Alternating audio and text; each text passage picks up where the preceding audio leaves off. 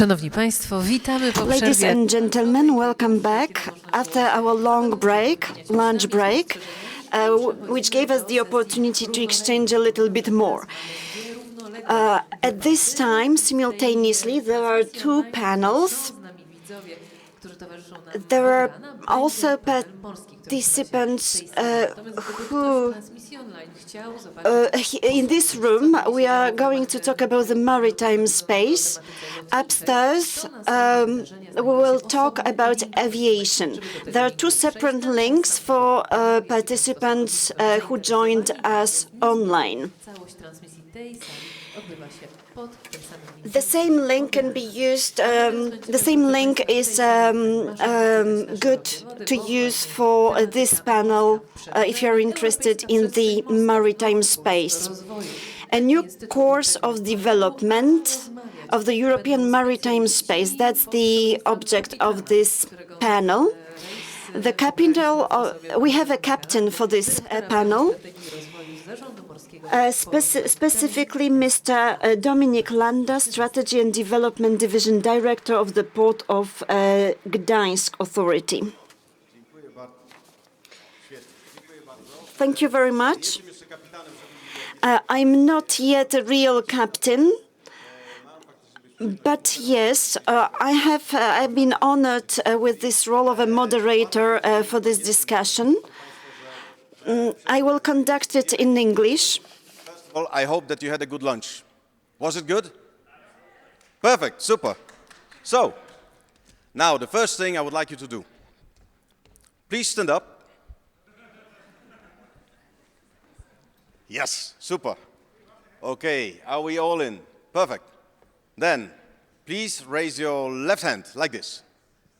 Please raise your right hand like this. Then do like this. And like that. And give a big round of applause to our panelists. Thank you. And the panelists are Paloma Abba Garrote, Director, European Climate, Infrastructure and Environment Executive Agency. Welcome. Hi. Gesine Meissner, European Coordinator for the TNT, European Maritime Space. Welcome. Ansis Zeltins, Chairman, European Seaports Organization, CEO of Freeport of Riga Authority. Hi, Ansis. Piotr Gorzeński, CEO of the Port of Gdynia Authority.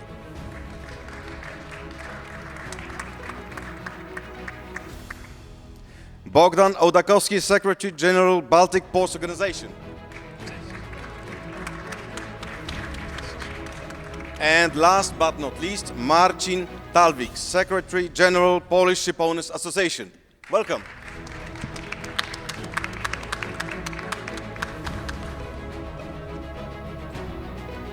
Are we ready? Yes, we are. Obviously, we are in the maritime business. Super.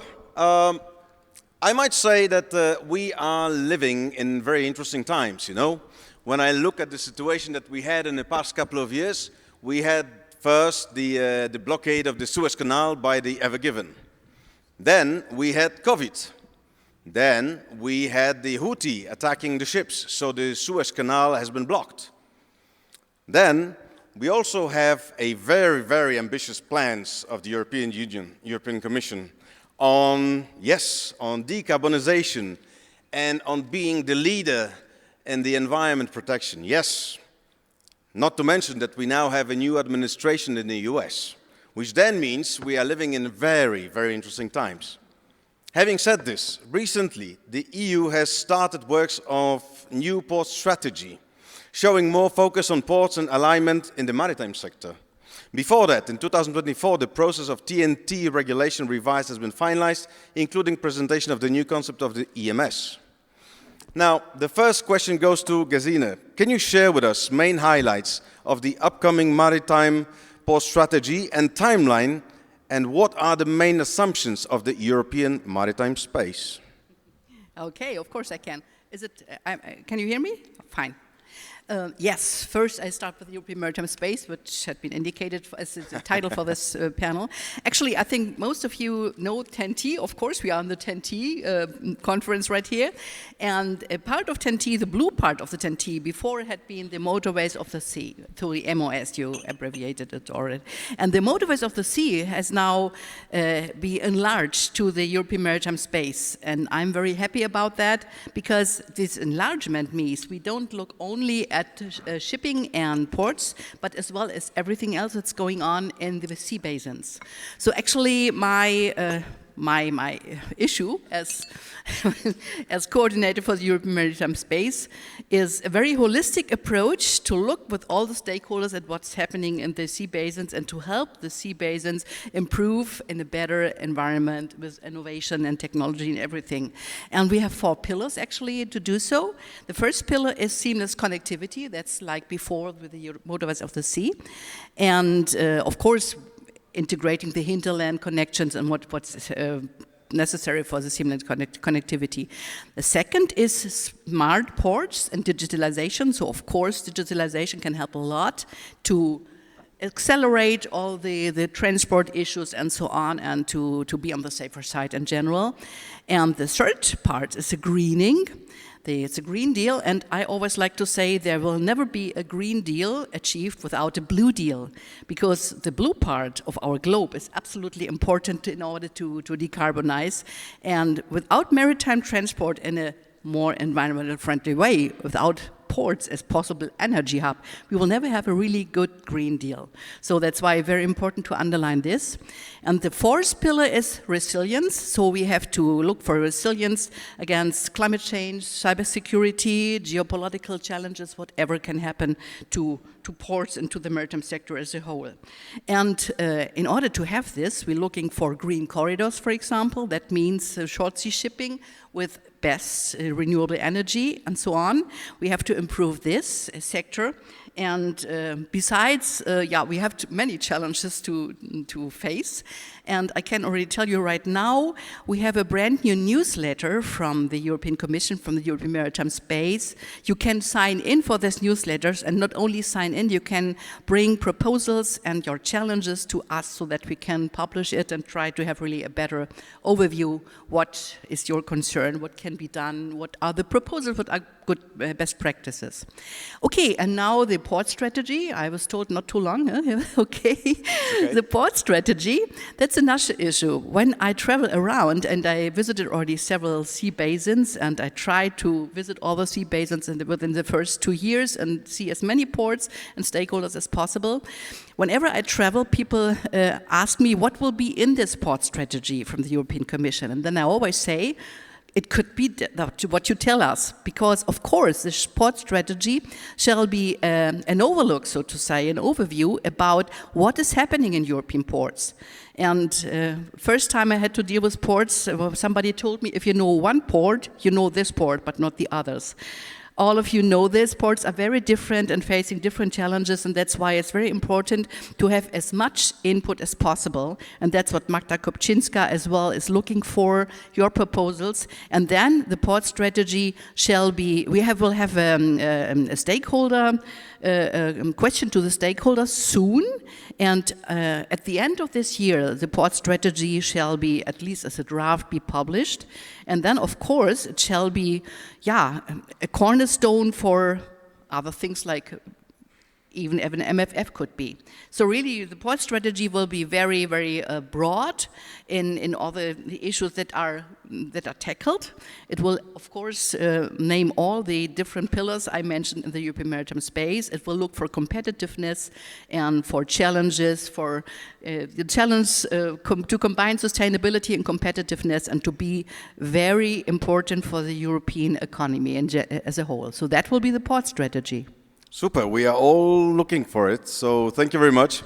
Paloma, on the practical note, can you tell us how the EMS concept has been supported so far with the CHEF program?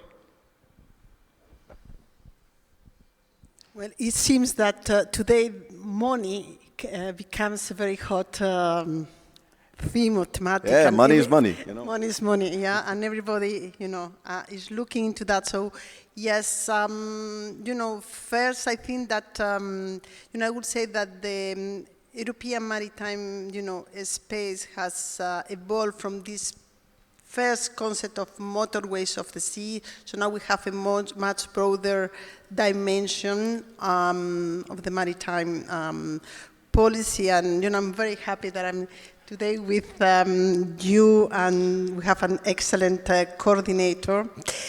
And the Commission, trying to also support this priority and this horizontal priority. I would say that the Connecting Europe facility, has put already in the last, I would say, 10 years, around 3 billion, supporting 280 projects in 150 ports. Mostly, I would say that around 1.4 billion have been used to improve hinterland connectivity, and then 1.6 billion have been used to upgrade the port infrastructure, but also the alternative fuels capabilities. We have also, used this money to upgrade 43 short sea shipping links. And for example, just to give a concrete example, we have a number of twin projects in Helsinki and Tallinn, where we have been financing shoreside electricity installation and also retrofitting of a ferry. We cannot forget, and it has been mentioned today, the importance of military mobility. The military mobility call have also benefit ports. We have financed until now 208 million in 18 ports, and therefore meeting both civilian and defense needs. And today has also been mentioned that this is a top priority, will continue to be a top priority. It's a top priority of the Polish presidency. So, we hope that, we will be able to continue to support this kind of action. So this is a little bit in a nutshell what we have been doing until now. Happy to talk about other things later that we will be able to do in the future. Super, thank you. Very appreciated. Now we know about the European maritime space. We know about the port strategy, what's going to happen and when. Now, how about the TNT network, Gesine? Because we know that the TNT has been with us for many years now. And how does the TNT network correspond to the port strategy and EMS concept? And what are the main goals? Well, actually, the EMS is part of the TNT network, that's what you know. And I think without all the corridors we have 9 corridors in Europe, all the corridors start and end up in a port. So that shows already that connectivity via the maritime space is very important. And you know probably all that 80% of our trade goes via the sea, in the maritime sector. So that's why the EMS is a very important part of the TEN-T. Without it could not work, at least not for global trade. And of course, we try as EMS to make the TEN-T as efficient as possible and as seamless and sustainable as possible and as good for the single market as possible. And there, really, seaports are the gateway to the world. That's what all these ports will probably underline, that they really are.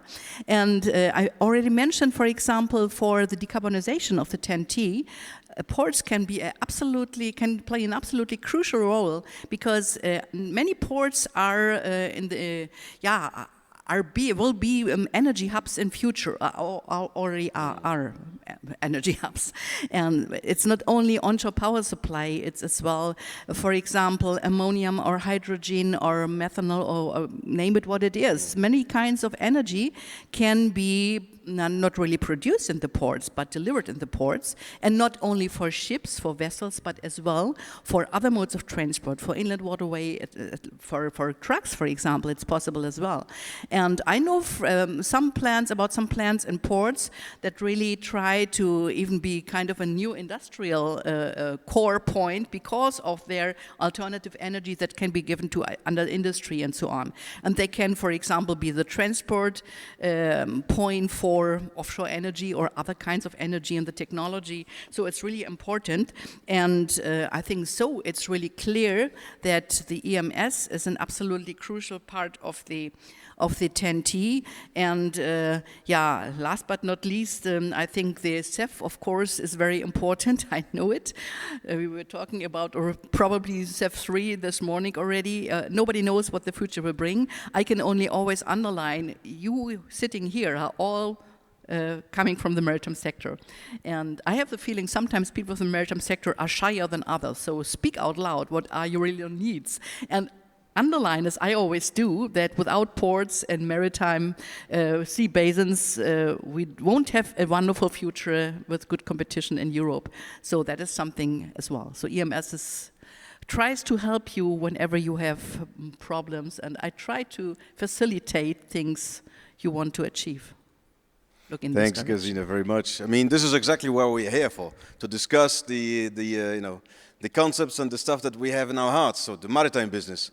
Now, since we have with us colleagues who work in this business and are responsible for many activities, I was thinking, we know now what we can see from the EU Commission. What is the idea? What is the port strategy? But what, in your view, are the main challenges for the port operators in this actually complex environment? And what market trends can be currently identified, both on the European and global level? And that's the question I would like to ask Bogdan and Anzis. And you can reply whoever wants first. Well, who has the microphone? Maybe me. Captain, thank you for giving me the voice. I'm not really representing port operators, but of course I can hear what they are talking about. And I think for them, the last mile infrastructure leading to the port is very important. That's one thing. What is also very important for port operators is the concession system. You know that the port assets are quite heavy investments, and usually the port operators are acting on the side for, let's say, for 30 years. But what then? What afterwards? I think it would also need some clarification on EU level. And in general, I would say needs for investment in hinterland, it's for everyone. It's the port authorities, but also, of course, for port operators. When it comes to trends, well, there are many of them, and you know, I don't want to talk about technology, IT, etc. But one thing worries me a bit. I mean, the effect of Mr. Trump. That means that we have seen that there is a start of the trade war on a global scale. And the trade war is not good for any port. So at the end, we could see the protectionism, which is coming to many continents, and it will have the impact on port industry, not only on port industry, but also on our societies. So let's see. It's a very new thing, and let's see how it goes, simply. Thank you. Thank you. Ansis, what's your take on that?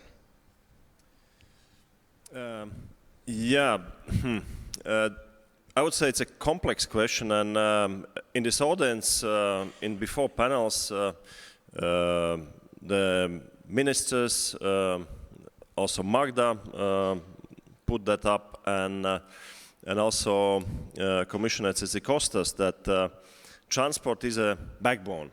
The good thing on this, that there's no, at least in this audience, there's no doubt about this. On the other hand, of course, it would be nice that there would be somebody who would say that, no, we see differently, that you can argue with this.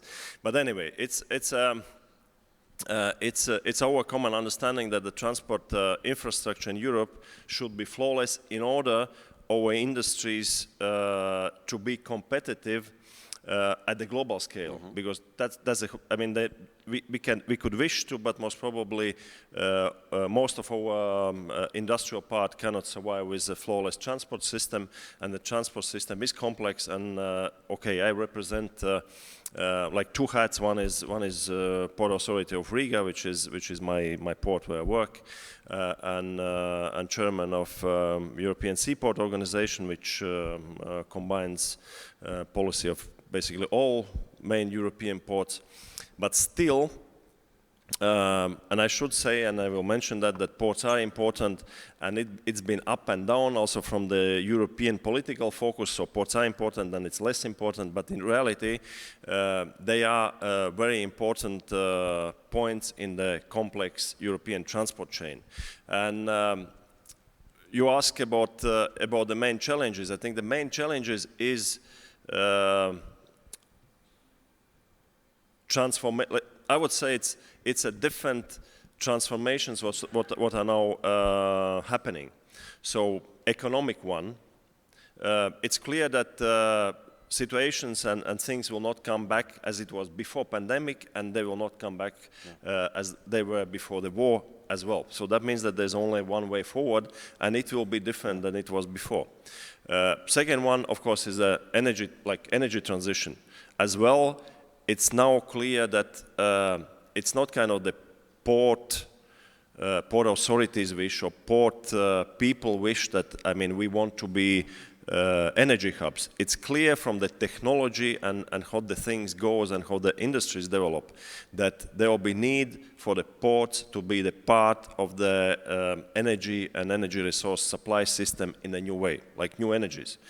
And that requires for the ports, first of all, it's also about the area. And then step by step, of course, we come also to investment. And it's not like many may think that it's about container terminal. It's far beyond that. So ports are not just the spots of changing the cargo modality from hinterland to the maritime or from maritime to hinterland. So we are now talking about the rather complex things at the energy side, and that requires, first of all, for the ports to input resources. And it also, I think, requires understanding for all other participants into transport chain that this is a necessity, and the ports are important spots in order the whole transportation chain to work flawlessly.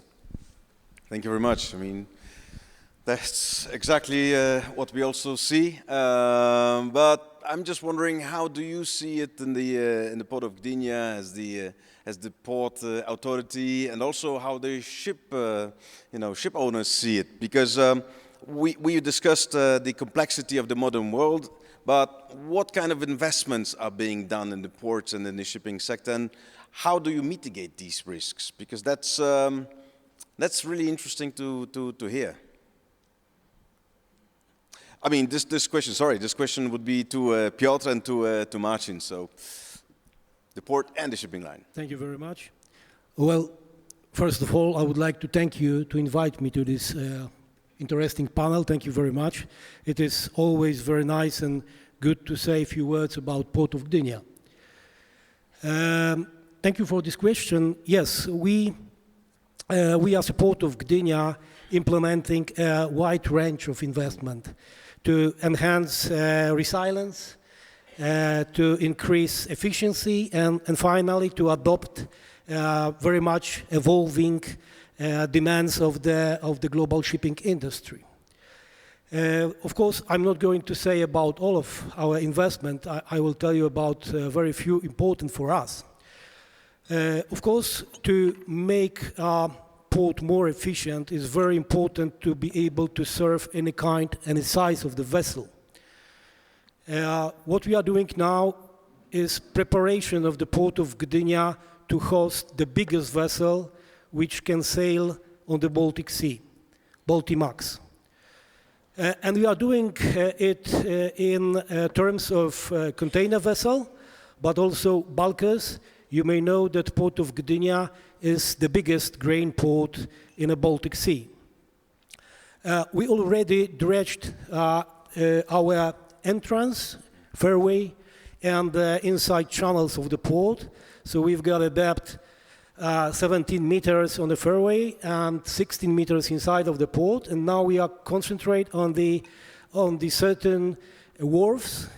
I mean, that's a Helske wharf for container vessels and Indijske for bulkers for grain vessels.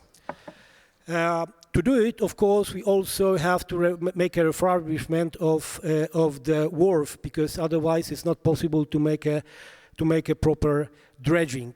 These processes will be completed, the one on the Indijske in 1 month, and the other one on Helske in, let's say, a little bit more than 1 year.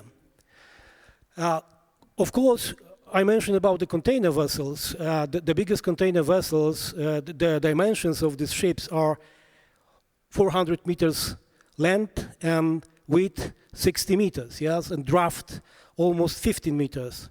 So to properly service these vessels in Port of Gdynia, we also need a new turning basin, which is being prepared now. It needs to move floating dock, which is in the neighborhood of this area. We are, together with War Shipyard, we are preparing a special place, a new place for a floating dock, which is owned by them. After we move the floating dock, there will be some demolition and dredging operation needed, and after that we are completely ready to see the vessels with land 400 meters and to turn them and operate properly in our port. Of course, the last but not definitely least thing is the outer port of Gdynia. This is the huge project of our port, which we can compare only with a rising port of Gdynia 100 years ago.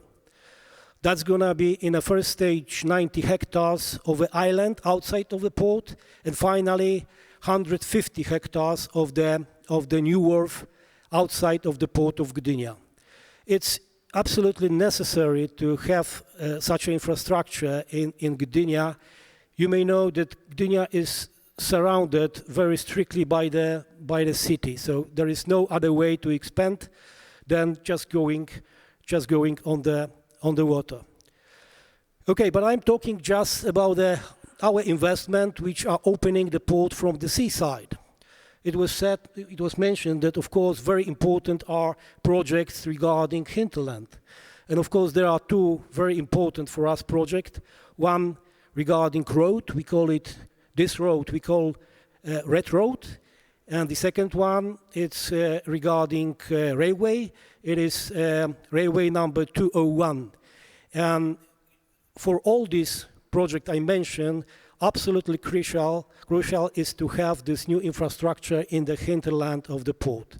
I just add that Gdynia is a dual-purpose port, so we've got a military component, which is very important. We have to give this component priority, and to be able to serve it efficiently, it is absolutely necessary to have a good connections in hinterland. Thank you. Thank you. So, hello. Yes, from the ship owner's point of view, how does it look like? So, hello. All right. So. Now the ship owner's part. The question is how to increase the resilience of shipping companies in response to all these changes, the challenges of the modern world. Yeah. So we think there are different strategies, and one of them is fleet modernization, investing in dual fuel and hybrid ships to comply with evolving emissions regulations. So another thing which is also very important is diversification of fuel supply chains. Reducing reliance on fossil fuels. This is what we were expected to do, not by European Union only, but the whole world. Yeah. So this we can do it by adopting LNG, hydrogen and biofuels. Another thing is carbon credit and emission trading. We are participating in EU ETS. This is emission trading system. The vessels pay for emissions, and this payment it really pains us as a whole industry. What to do? Only we can, let's say, mitigate these financial risks using this system. So we can buy these shares to sell and reduce costs.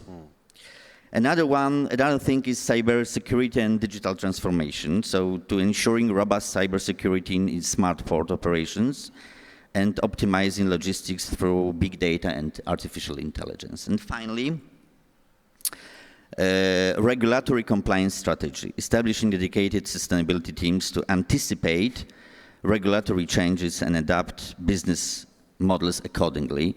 Maybe not only anticipate, but to be in the business. For example, being in EXA, European Ship Owners, we are not only anticipating, but we are creating this politics, being in Brussels, talking with Euro parliamentaries, and the same we are doing with our association, Polish Ship Owners Association. So we are in straight contact, direct contact with our ministry. So to be in the business, to have a close contact with all authorities, it's crucial for us. Thank you. Thanks. It's very, very dynamic business, although people may think that the vessels are very slow, but we move fast. So it looks like we do a lot of things. And the new regulations, such as IMO 2030, this is what you've also mentioned, or the Fit for 55, set up ambitious standards for decarbonization of European ports. And one of the upcoming regulations that we also see is the need to use the onshore power supply systems, which have been non-existent in the ports before. Now, by 1st of January 2030, we are all required to have it for the ferries and for container ships. And it's quite expensive, not to mention that we need to find energy for the vessels which are coming to our ports. Just for the ladies and gentlemen, to give you just a bit of a hint on how much does a vessel consume. The container vessel, when she calls the port, she's taking about 7 megawatts, I think, of energy, which is like a small city in Kashubia or in Mazovshe or Mazuria region. So you can see that there's a lot of energy that we need to find. And the investment is also there. So, Paloma, what can you do? How can the European Commission currently support the decarbonization and low emission solutions such as OPS or the other ones? I mean, and are these programs, if they are, I know they are, will they be also available in the future?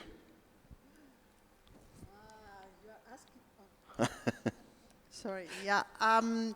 So, yeah, I mean, the decarbonization of transport, I think, is also, you know, also one of our priorities. I think that, you know, we know that the maritime sector has to contribute to the green transition and therefore, you know, reducing their emissions. And, you know, we have been supporting the maritime industry on that. Most of the people sometimes they know the Connecting Europe facility, but in fact we have much more than that. Maybe it's now my opportunity to speak about other programs that exist, you know, in the European Union, and they're also managing through Cinea. You know, we have the Horizon Europe, which finances research and innovation. And we have supporting mostly sustainable shipping. Particularly, for example, we have around now a portfolio of 60 large-scale projects for around a support of 500 million euros, where we are supporting retrofitting of vessels to, I mean, basically to use zero-emission fuels, which are, you know, one of the challenges that I have been hearing here today. Moving up, we also have the Innovation Fund. This is a new instrument since 2020, 2021, but the maritime sector came just 2 years ago, I would say, to start to be supported. We have seen interest, you know, from the ports, and we have been basically, it's an instrument basically to finance very highly innovative technologies, but it's the scale-up, which will result in basically significant CO2 reduction. So what we have been, and we have a number of projects there, around 15 projects for 350 million now, and we are supporting mostly is shore-side electricity supply, but also net zero propulsion. And then, of course, we have the Connecting Europe facility.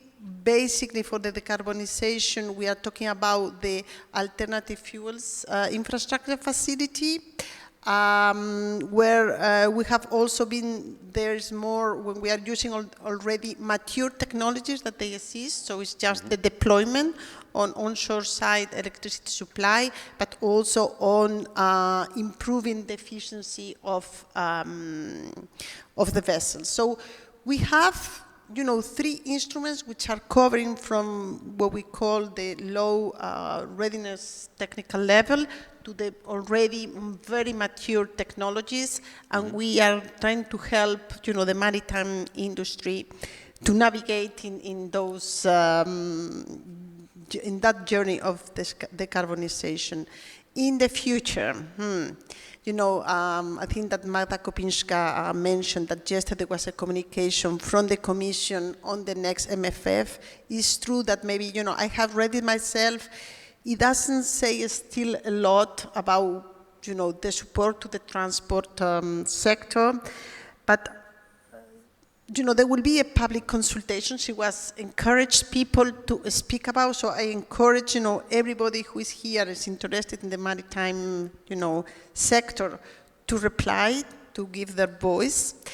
Anyway, I also agree with you that without good infrastructure, we cannot have competitiveness, and I think that this is, you know, the Commission has to listen to that. You know, I come from a country, you know, in Spain that before joining the European Union, we didn't have a lot of infrastructure. We have seen that with infrastructure, you know, the country has evolved. So I just also calling to the audience that they, you know, that they come with their ideas, they come and for their request for a strong European Union budget. Okay, so we have to voice out our concerns and requests. That's very good that we have a forum like this. But having said this, I mean, the OPS, that's recently one of my favorite topics, onshore power supply. With all the support from the European Commission, do you think that we will be ready by the 1st of January, or there will be a need to postpone, if that's possible, the start of this requirement? Because what we see is that some of the ports are ready with ferry OPS, some of them are not. Container business is still, let's say, ongoing in terms of connectivity. So, what do you think? I'm asking this time around Piotr and Ansi. What's your view? Will we as be ready? I should say ports are always you. but the answer is yes, no, at the same time. And there back to the topic that I think for the future we look more complex on the things, and the opposite is one of these good examples. As you know, also, I mean, put out with us 45 for organizations the open letter urging, saying the importance of the transport flow, EU transport system, the need investment in order the transport system to be flawless and also support industries competitiveness of Europe and resilience of Europe as such. And that of course consists of different bits and pieces of different activities. And as you mentioned, PS personal. That's my personal. I'm the supporter thing. Yeah, don't worry, it's recalled. It's but it's very simple. It's not the technology and the principle and passing around this thing. I think at least like historical that we have overpressed our expectation because in reality, it's a very narrow focus, and it's also financially very narrow focus on something which solves only a small fraction on whenever we talk about emissions and urbanization. There are different in shipping, so activities ports when it works well, but the main focus historically on equipment itself, so that means equipment or the plug to the ship, and then it was the main burden, also technological and financial burden was on the ports. And I think also the shipping industry should be much more involved in this, or should have been more involved in the historical side. But in reality, what we found out, and that's in many ports, and in many cases geographically, equipment itself doesn't solve the thing, and in many cases the most of investment need lies with a grid connection and with something which is out of the hands normally of the port. And also the thing is that in many cases there's no business case behind. So one thing is you install the thing, it's a plug and the ship is using it. But the question is at the end of the day, electricity price and who is paying. I mean, somebody should pay the running cost on the thing. And you cannot say that there's always a business case behind. That means that in order to run the OPS, somebody should pay. And there's no clear solution or clear example how always you cover the costs. As I mentioned, like regular traffic, the ferry traffic, there are many good examples across the Europe where it works, but there are also quite many where there's no really good solution for that. Like also taking in the Baltic, the cruise shipping, I mean, it's a seasonal. Yeah. It requires a huge, huge grid connection. Of course, there's technologies now or on the middle, mobile things, hydrogen cells.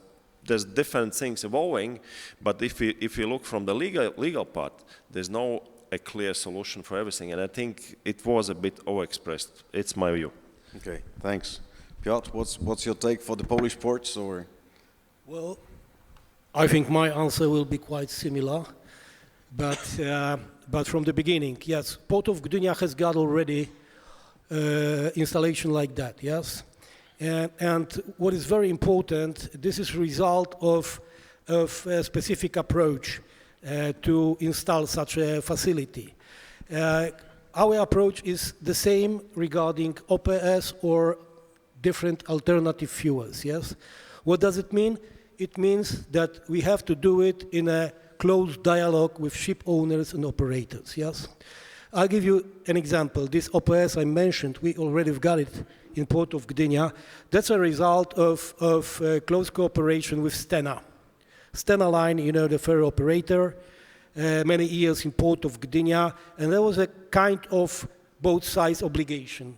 Our obligation was to build a new modern ferry terminal in Gdynia, of course equipped with OPS.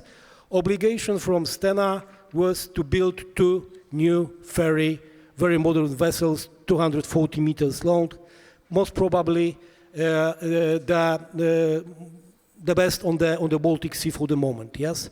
So we've got it already, many years before the meeting of time of regulations, yes? Why? Because there was a good business case for both sides, and this is the solution for things like that. If you ask me whether we are going to be ready, technically, I think there is not a big problem, yes? We are preparing port for many years while doing refurbishment of the wharves.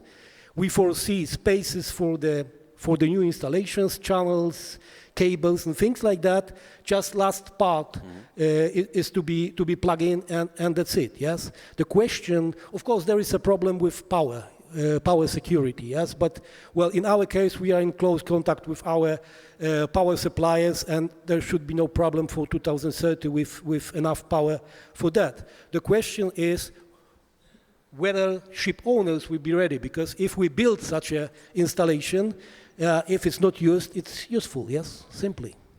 Thanks. I think there was a small hint towards Martin, but I have also another thing. One is the OPS connectivity of the vessels, and the other one is you know, throughout my career, I was thinking that the largest vessels afloat will be 400 meters long. The container vessels of 24, 25,000 TEU capacity, and that they will not be growing any further. Recently, I've seen there are some plans of building 28,000 TEU or even more vessels, which then means they will be longer than 400 meters. And, well, Martin, two questions. Do you think, first of all, on the OPS, are you going to be ready? And what's your take on the previous question? And the second one, do you think we should expect these behemoths to call our ports in Riga, Gdynia, Gdansk, Hamburg, Rotterdam, etc.? So as far as the first question is concerned, because now I can speak on behalf of Polsteam, which is the biggest ship owners in Poland. So we are very standard company, so we are in the first league, so definitely we will be ready. But as far as other, let's say, minorities in shipping world, I don't know, because it costs. It costs, and the key word is effectiveness, and the key word is competitiveness. So not everyone is ready for it's fighting every day, because the freight rates are very low, the cost of financing is very high, and we need to earn for all this modernization and all this fleet to be complied with these requirements. Yeah, so it's not an easy task, but we will be ready. As far as your second question is concerned, I will tell more in academical way. So larger vessel tonnage is expected in the incoming years. We do the same in Polsteam. We started to have 4,000 deadweight. Now we are going to place an order in China for 40,000. The same with our ferries. The new ferries will be as long as 4 kilometers long. So the deadweight is doubled, yeah? But it's driven by several economical, environmental, and technological factors. And what is more important, that this trend comes with both opportunities and challenges. So there are some pros and some cons. So why larger vessels are expected? There are economical of scale, of course. Shipping companies aim to reduce operational costs by transporting larger volumes of cargo with fewer voyages. It's simple like that. Yeah. Global trade growth. Despite short-term fluctuations like wars, unfortunately, long-term projections indicate that global trade will continue to expand, driving demand for larger bulk carriers, tankers, and container ships. Fuel efficiency and decarbonization. Larger vessels are generally more fuel efficient per unit of cargo. Hybrid propulsion systems and dual fuel engines are more feasible on large vessels. It's simpler to install it. And finally, the port infrastructure investments. Ports worldwide are upgrading their infrastructure. I hope we do the same in Poland. Ports are dredging deeper channels, expanding berths, and investing in stronger cranes to accommodate larger vessels, encouraging fleet expansion. But there are also some challenges, which is port congestion and accessibility. Not all ports can handle megaships, leading to congestion in hub ports and longer transshipment times. There are also environmental risks. Larger vessels carry greater environmental risk, particularly in case of accidents, oil splits, or hazardous cargo incidents. And impact of decentralization and regionalization of supply chains, emerging trends in nearshoring and regional supply chains may reduce the need for ultra-large vessels on certain routes. So not every port in the world, not every certain routes, not every routes need such large vessels. But generally, yes, vessels will be bigger, bigger, and bigger. Thank you. Thanks. I mean, they are as good as they are full. I mean, if they are big but empty, then it's the cost is going up, definitely. But I'm now looking at Bogdan, and you can see me. Bogdan is not only the chairman of the Baltic Ports Organization. but also... Secretary General. Yes, sorry, Secretary General, but also he runs a very successful company in our business for the consultancy. And the question is to you, what do you think? I mean, if these vessels are there, would we be able to cater for them? Are we going to be ready to serve them, plug them, you know, operate? Dominic, I think you said that this larger vessel are like 28,000 TEUs. Yeah. Now we are having 24 something. Yeah. So it's not that big change. I would first like to see the real parameters of these vessels, if they are fitting really to existing terminals or not. But I agree with my colleague. Ships are getting bigger, so the terminals are getting bigger as well. They have to accommodate simply the larger vessels. And in fact, who drives this world? The shipping lines. They don't ask you if you are in the port, if you have a terminal. You must have a terminal if you want to have these ships. And that's it. With this change, I don't think it's a big change, really. Probably the large container terminals are already ready to accommodate these big vessels. Of course, there is a question about efficiency. It's not only like bringing lots of containers, but also how then you distribute it to the land, to the hinterland, by rail, by roads, by smaller feeder vessels. So let's see, but for me it doesn't look like a big change. Okay, thanks. I mean, the big vessels, they also consume a lot of power.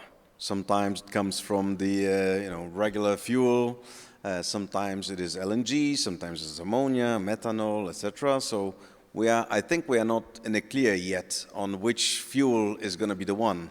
And now the ports are looking at their development, saying, okay, where should I put my money? In the methanol bunkering, ammonia, hydrogen maybe, LNG definitely yes, because 50% of the fleet now is getting out from the shipyards LNG powered, or at least LNG ready.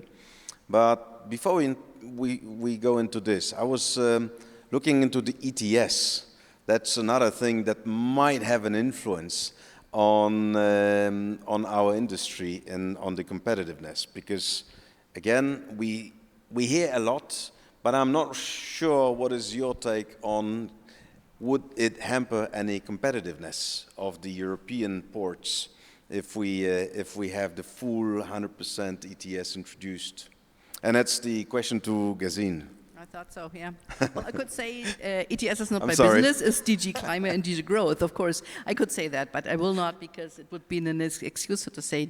I come from DG Move, so to say. But of course, I know when I now visit ports, they say sometimes we have to face so many challenges with drug trafficking and cybersecurity and the whole environmental energy, and it's only a question of having the technology and the storage, but it's as well of skills onshore and offshore and so on.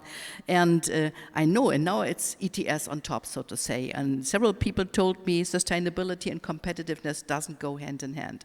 And I think it has to go hand in hand. We have to enable it somehow.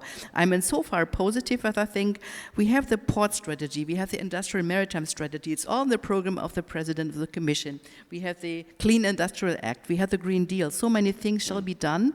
And it's always something that is, the ports are just in the middle of everything, so to say, and they must have support, and I'm an optimistic person. I think there will be support in the future as well. Something I always tell when I talk to ministers, to the Polish minister yesterday, for example, as well, to the Finnish minister before, maybe you should follow as government the example of Greece, where they said all the revenues that come from ETS and the maritime sector go to the maritime sector again in order to finance innovation and so on. So we should find a balanced approach. Balanced approach is a beautiful word, but so difficult to make. And if there is any distortion of competition, for example, through ETS, if there is a carbon leakage, the Commission will closely watch it, and then you should tell it. Of course, it would be best that we would have ETS all over the world. We don't have it yet in IMO. So we have to face this, and but of course, ETS is in all the sectors, so it has to go to the maritime sector as well, and we have to find a balanced approach, as I said, so that competitiveness and sustainability can go hand in hand, because ETS shall be a benefit for European economy and for the citizens, and so we must go this way somehow. And again, if you have some proposals, some concerns, just let us know. Yeah, please. Yeah, I think ETS is a hot potato topic and definitely on European seaport table and agenda. But I think again, there's two things. One is complex view on the regulation and how we calculate and assume what the market gonna do. So there was assumption that it happened like this, but somehow it happened otherwise. So that means that there are also bits and pieces in the regulation which most probably needs to be revised. Everyone knows on the Tanger Med and that market is looking, of course, on the efficiency and the cost cutting, and if that option is on the table, so we can assume that they will not do that, but it's clear that industry will move that way. So we should be aware of that. Other part is on, as you clearly mentioned, on what happens then on this accumulated finance, and the view is that it should go somehow back to the efficiency, effectiveness, and energy transition also in the port infrastructure and the port business. But again, if we will leave it for national decision, then it comes to the political level, and then the question across the Europe is how, from the point of the politicians, so how ports are interesting for their political agendas and looking towards their electorate. And it's also clear through the history that ports were not very politically interesting whenever we talk that if you compare, I don't know, paving the roads or building something in the ports. And I think this is also the risk what we should be aware of. So if we leave something at the national level, that we will end up sometime at the very fragmented system, and the good thoughts will not land as we plan to. Okay, thanks. So it looks like that the money from the ETS should be going to the OPS and also on the bunkering facilities. But looking at the situation right now, I mean, we've seen that, yes, LNG is just starting in terms of the bunkering, if I may say so. We have the regular fuel, which is delivered in almost all the ports. I think one of the carriers have decided to run on methanol. Then they switched to LNG. Then some of them started to look at ammonia. And yeah, what do you think? I mean, maybe that's the question to Marcin. Which fuel do you think will be the fuel that is going to be used in the shipping industry? And if you get it right, we are all, it's like a gold digging. Huh? I don't know. I don't know. Do you? No, that's why I'm asking you. No. It's really hard to answer to that question. We place orders in Chinese shipyards and talking to banks in order to finance them. And this is the key question now. What type of fuel will be the one? That's why at this moment they construct dual fuel, yeah? But we are still thinking about the winning fuel, and there is no answer. That's the huge problem for ship owners. Yes. Because the vessel is for 25, 30 years. And then if you would not recognize the fuel which will be the winner, then you need to take this vessel back to shipyard and pay another investment, yeah? So that's the problem for ship owners and also for regulators. And from our perspective, as we are observing, the new fuel it's the beginning in the ports. So there is there's a lot of time to see maybe the European ports, maybe the huge Asian ports are ready, but the rest of the world is still at the beginning of this road. Yeah. Please. Hansis? Yes. Yeah, Dominic, just a comment. This is this 100 million question, which is very popular. But in simple words, methanol is already practically used in ships in European ports. My guess would be it's most probably, at least for coming future, it's a methanol or ammonia. At least that looks the focus in the shipbuilding industry. Somehow there are more or less technologically mature ideas on the table. But again, I think the game changer is when you put the small word green in the front of the methanol. And I think that is the kind of the complicated part of it. Because of course methanol is methanol, but the question is how you produce it. Yeah. And then we end up with availability, how, and etc. So the bunkering resources, ships are, one is on the regular route, as you know also, and I keep mentioning this as an example.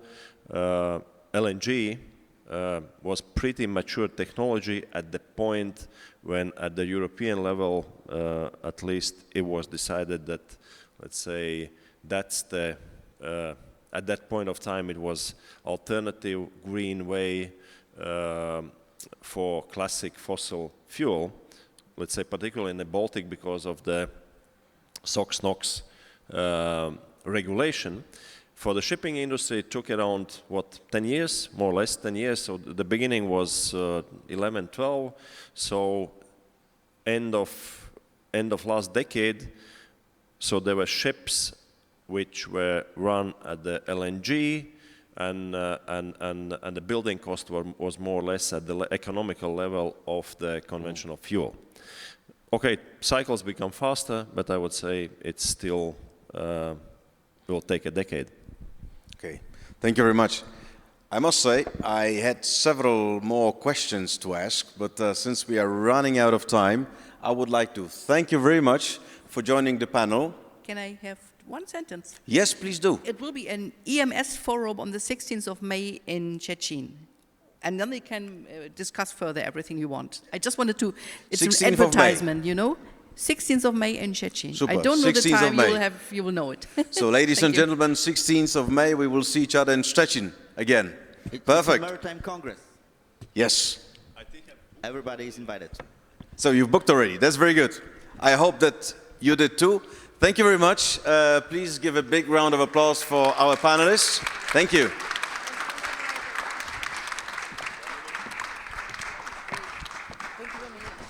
Dziękujemy także moderatorowi. Proszę Państwa, możemy powiedzieć, że razem z tym panelem dopłynęliśmy do ostatniego portu, bo przed nami finalny panel, w którym będziemy przyglądać się nieco innej perspektywie, bo perspektywie finansowej, więc troszeczkę popatrzymy od innej strony. Rozmawialiśmy wcześniej w panelach o celach, rozmawialiśmy o wyzwaniach, rozmawialiśmy o infrastrukturze, którą kraje Unii Europejskiej mają zamiar wybudować, ale po to, żeby Unia stała się dzięki temu bardziej konkurencyjna, bezpieczna i rozwijała się w sposób zrównoważony, potrzebne są siły i środki.